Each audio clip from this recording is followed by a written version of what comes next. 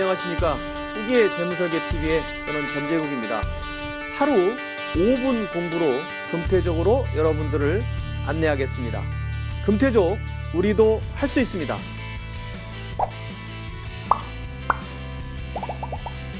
네, 차근차근 금태족으로 가는 길.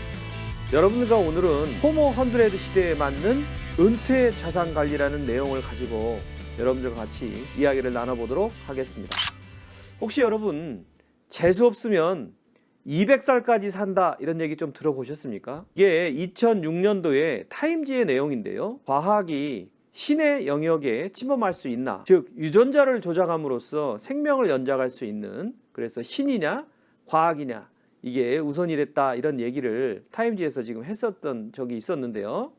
이와 맞물려서 여러분들 재수 없으면 200살까지 산다라고 한양대학교 과학기술정책학과 교수 김창경 교수가 재수 없으면 200살까지 산다라는 내용으로 강연을 한 적이 있습니다. 여러분들은 고령화 시대를 어떻게 생각하십니까? 통상적으로 우리가 호모 100 시대라고 부르는 이 호모 100 시대는요, 과연 우리한테 축복일까요? 재앙일까요?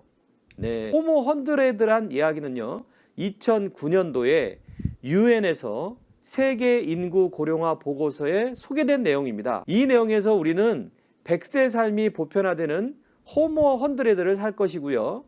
이때 유엔에서는요, 65세까지를 청년, 그리고 66세서부터 79세까지를 중년이라는 새로운 연령 기준을 제시를 했습니다. 그렇다면 이 호모 100 시대에 엑세라를 기준으로 봤을 때 여러분들이 만약에 50세 또는 60세에 은퇴를 한다고 그랬을 때는 앞으로는 은퇴 후에 약 50년 정도를 더 사는 우리가 호모 100 시대를 살 수밖에 없다라는 것을 여러분들은 염두를 해두셔야 되는데요. 평균 수명이 길어지는 것만큼 인간의 행복 수명도 높여지면 좋겠지만은 의외로 장수를 걱정하는 사람들이 많다라는 것은 이게 과연 우리한테 축복일까, 이런 이야기를 생각해 볼 수가 있는 대목입니다. 호모 100 시대에 일반적으로 사회 문제를 4가지로 좀 구분을 해볼 수 있는데요. 첫 번째는 빈곤입니다. 즉 무전장수죠.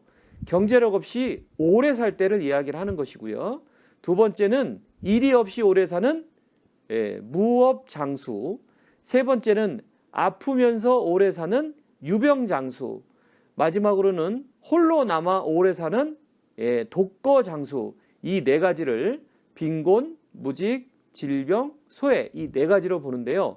여러분들 호모 100 시대의 사회 문제의 4가지 유형 중에서 가장 먼저 나온 이 빈곤, 즉 경제력이 뒷받침이 돼야 나머지가 해결될 수 있다라고 하는 이 경제력과 관련된 이야기를 오늘 여러분들과 같이 이야기를 해보겠습니다. 먼저 호모 100 시대를 맞이해서 제가 파악한 은퇴 자산을 점검할 수 있는 요령 중에서요, 일반적으로 우리나라 분들이 비금융 자산이 너무 과다하다는데 점검해 볼 필요가 있겠습니다. 즉 여러분들 지금 도표에 보시면요, 연도별로 주요 국가별 가계 금융 자산을 구성하는 비교표인데요, 부동산과 금융 자산의 비중이 우리나라는 64대 35 정도가 됩니다. 그런데 이에 반해서 미국은요, 비금융 자산이 28%에 불과하고요, 일본도 37.9%, 영국도 45.2%, 호주가 57% 정도. 그래서 여러분들 이 비금융 자산의 비중이 호주를 빼고 나머지들은 거의 40%, 30%, 20%대에 머물러 있다라는 겁니다. 그래서 결국에는 이 비금융 자산이 과다하기 때문에 어떤 문제가 생길까요? 즉 은퇴 시점이 다가오는데 부동산이 많다라는 것은 어떤 문제가 생길 수가 있는지 여러분들 한번 보겠습니다. 자, 비금융 자산에서 금융 자산으로 좀 여러분들한테 좀 옮길 수 있는 거를 여러분들한테 좀 말씀을 드려보는데요. 자, 연금보다 부동산이 더 좋다라고 생각하시는 분들은 한 번 정도 생각을 은퇴 이후에는 해보실 필요가 있습니다. 부동산을 노후의 든든한 사적 안전망으로 생각하는 경향이 있지만은 금리가 오르거나 집값이 떨어져서 생각보다는 안전하지 않을 수 있다라는 얘기입니다. 그래서 과도하게 우리나라처럼 비금융 자산이 많은 이런 상황 하에서는 현재 비금융 자산이 64%와 금융 자산이 35.6% 이런 상황에서는 비금융자산을 조금 낮추고요. 이거를 그대로 금융자산으로 올려가는 정책이 필요하다라는 겁니다. 그래서 비금융자산을 점점 내리고 금융자산을 올려서 어느 정도 균형을 맞출 필요가 있는데요. 이 금융자산을 그냥 또 일반 예금에다 넣어놓으면 안 되겠죠. 그래서 이거를 다시 연금화하는, 이 금융자산을 연금화하는 여러분들의 전략이 노후를 맞이해서 필요하다라는 말씀을 드려봅니다. 두 번째, 우리가 은퇴자산을 점검할 수 있는 사항 중에서 이 두 번째는요, 비투자자산이 과다하다는 데 있습니다. 이 비투자자산이라는 것은 어떤 의미냐면요, 여러분들 지금 보시다시피 2015년부터 2020년까지 한국, 우리나라 가계의 금융자산 구성을 지금 보여드리고 있는데요. 여기서 우리가 조금 주안점으로 좀 봐야 될 내용이 현금 예금이 무려 43.4% 정도 되고요. 그 다음에 보험과 연금이 30.8%가 된다는 얘기죠. 그래서 이 두 개를 합하면요, 무려 74.2% 정도에 해당이 되는데, 이 74.2%는요 안전한 자산이기는 하지만은 그 자산 자체가 이렇게 증가하는 투자 자산은 아니라는 얘기입니다. 그래서 결국에는 이 비투자 자산이 다른 나라들보다 좀 많기 때문에 노후에 좀 빈곤해질 확률이 대단히 많을 수 있다라는 말씀 드려봅니다. 그래서 결국에는 이 74.2%도 금융투자자산으로 옮길 필요가 있는데요. 여러분들의 해안이 필요한 시점이 아닌가 생각을 합니다. 자, 안전자산에서 투자자산으로 여러분들이 이동하시는 거 쉽지 않죠. 왜냐하면 안전자산, 내가 투자를 했다가 손해볼 수도 있고 또 이렇기 때문에 그렇습니다만은, 여러분들이 이제는 왜 투자자산을 옮겨야 되는지에 대한 이유를 제가 두 가지로 좀 말씀을 간략하게 드리겠는데요. 첫 번째 이유는요, 저금리 시대라는 겁니다. 정기예금으로는요 더 이상 자산이 늘지 않는다라는 게 가장 큰 문제가 될 수 있겠죠.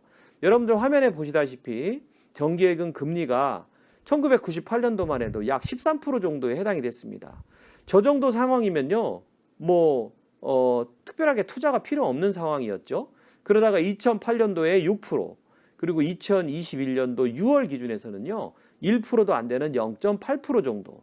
그래서 물가 상승률을 좀 반영을 해봤을 때는 실질적으로 나한테 떨어지는 금리는 마이너스의 시대에 살고 있다라는 얘기 여러분들한테 말씀드려보고 싶은 첫 번째 이유가 되고요.